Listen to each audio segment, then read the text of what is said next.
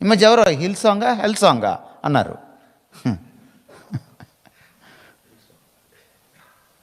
ఎందుకు సేమ్ ఉంటుంది?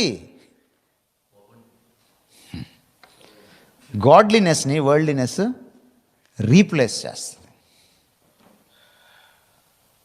మనకు అది కొత్తగా ఉంటుంది. మాలాంటి వాళ్ళు వచ్చి చెప్పినప్పుడు చాలా ఎక్కువ చెప్తున్నాడే అనిపిస్తుంది. ఎందుకంటే అలవాటైపోయింది కదా.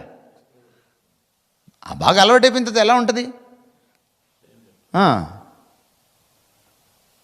ఇంకా ఎంత దూరం వెళ్ళిపోయామంటే ఆరాధనలో మనము కుర్చ దుస్తులు కూడా వేసుకొని ఆరాధిస్తున్నాం.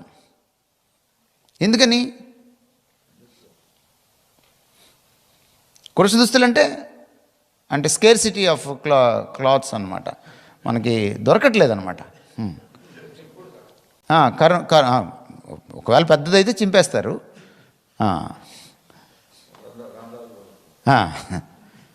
మొన్న ఈ మధ్య నేను ఎక్కడికో వస్తూ ఉంటే కారు ఎక్కుతుంది ఒక అమ్మాయి. చలి ఎదిరిపోతుంది. ఆమె చినిపోయిన దుస్తులు వేసుకుని వెళ్తుంది అనమాట.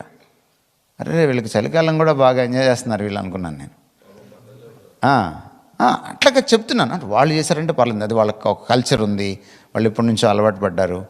మనం ఏంటి పులిని చూసి నక్కవాత పెట్టుకున్నట్టు వాళ్ళని చూసి మనం చించుకుంటున్నాం. ఇదేంటిది?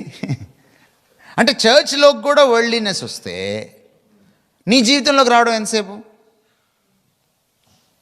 మామూలుగా మనం ఇక్కడ భారతీయులు ఎలా ఆలోచిస్తామండి, మన ఇంట్లో బెడ్రూమ్లోనో లేదా మన ఇంట్లో డ్రాయింగ్ రూమ్లోనో కంటే ఎక్కువ భక్తిగానే కూర్చుంటాం కదా ఇక్కడ. అవునా కాదా? చెప్పండి మీరు, నాకు చెప్పండి. భారతీయులు కొంచెం ఎక్కువ భక్తిగా ఆడుంటారు సార్. చర్చిలోనే కాస్త కొద్దో గొప్ప భక్తిగా కూర్చుంటారు. ఇక్కడే నీకు అర్థం కావట్లేదంటే భక్తికి రక్తికి తేడా. మిమ్మల్ని చూస్తే దేవుడు ఎంత విరక్తి చెంది ఉంటాడు ఆలోచించండి మీరు. వాళ్ళు ఉన్నారనుకోండి, ఇక్కడ దేవుడిని పెడతాడు, ఇక్కడ రికార్డ్ డ్యాన్స్ పెడతాడు. వాడికి ఏం తేడా తెలియదు. ఎందుకంటే వాళ్ళ దేవుడు పరిశుద్ధ దేవుడు కాదు. కానీ మన దేవుడు అది కాదు కదా. Corrupt mind. Once the mind is corrupted, it cannot even recognise sin. Beware of that. It can't even recognise sin.